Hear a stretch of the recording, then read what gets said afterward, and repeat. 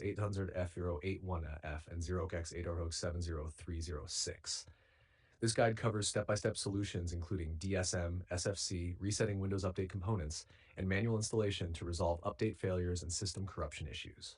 Solutions. 1. Run Windows Update Troubleshooter. 1. Go to Settings, System, Troubleshoot, Other Troubleshooters. 2. Run Windows Update. Tab 2. Run SFC and DSM, very important.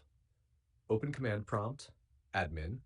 You can see the code in our conversation history, then run. You can see the code in our conversation history. Fixes corrupted system files causing 0x800f081f. Charge 3. Reset Windows Update components.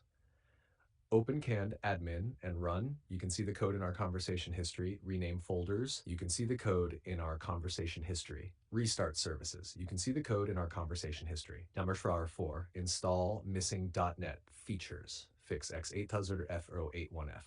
You can see the code in our conversation history. If it fails, use ISO method. 5. Use Windows 11 ISO to repair. Best fix. 1. Download Windows 11 ISO from Microsoft 2. Mount ISO. 2. Run. You can see the code in our conversation history. Replace X with ISO drive. Number 6. Manually install Update 1. Go to Microsoft Update Catalog. 2. Search KB5079391.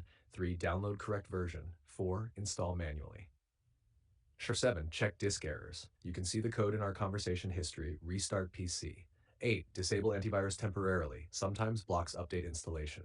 Error meaning 0x800f081f, missing corrupt system files 0x80079191, update component failure 0x80070306, service process interruption. NAC, best working method. If you want fastest success, run SFC DSM, reset Windows Update. Use ISO repair method.